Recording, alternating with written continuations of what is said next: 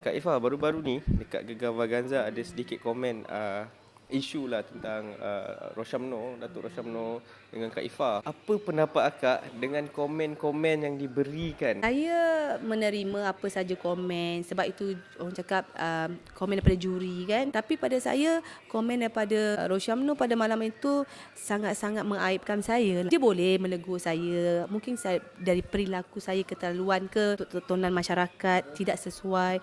Tapi ada caranya, kan caranya yang terlalu mengaibkan, ibarat macam dia nak mensabotas saya pada malam tu tau. Dari segi persembahan saya. Saya rasa persembahan saya tu pada malam tu tak ada cacat dan kurangnya, kecuali saya terangkat kaki itu sahaja. Kalau nak menegur pun saya terima teguran dia. Tapi jangan mengaibkan. Ini dia dah mengaibkan saya, suami saya, keluarga saya.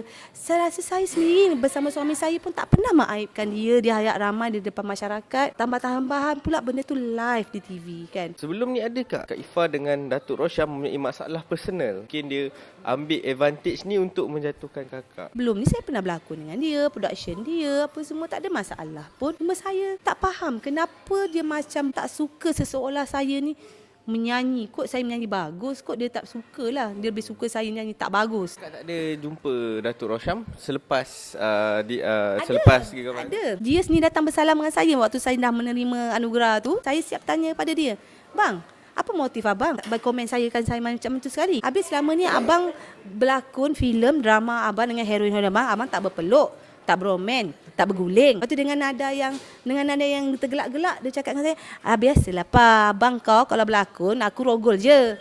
Itu jawab dia. Walaupun banyak benci pada saya, tapi ada yang ramai berjuta luar sana yang menyokong saya, yang anggap benda tu adalah satu seni persembahan. Akak ada apa-apa pesanan untuk Datuk? Tak apalah. Hari ni abang buat Eva, aibkan Eva dengan cara abang.